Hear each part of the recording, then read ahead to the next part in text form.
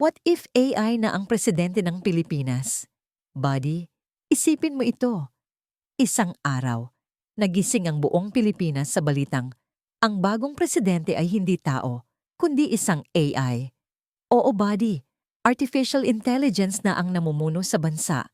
Walang tulog, walang gutom, walang emosyon, pero sobrang talino. Tanong, magiging maayos kaya ang bansa kung ganito?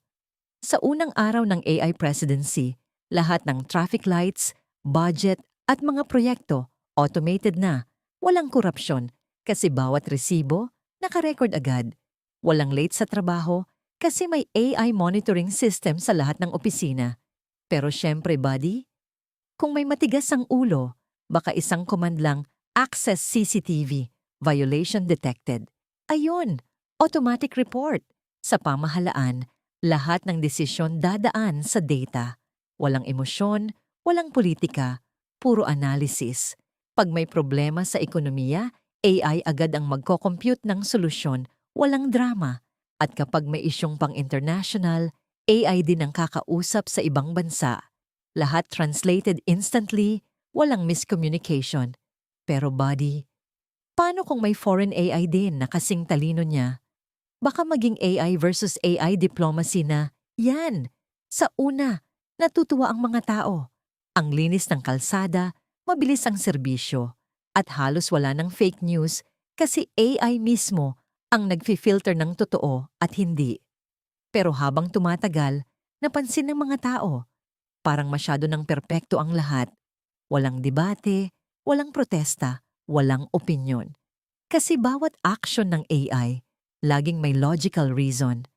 At doon nagsimulang magtanong ang iba. Kung wala nang mali, nasaan pa ang pagiging tao natin? Hanggang sa isang araw, may batang nagtanong sa AI president, kung kaya mong gawin lahat, bakit mo pa kailangan kaming mga tao? Tumahimik ang AI, nag-process ng data at sinabing, dahil ang talino ko galing sa inyo, pero ang puso, wala ako niyan. At doon na-realize ng lahat, kahit gaano katalino ang teknolohiya, tao pa rin ang may kakayahang umunawa at magmahal.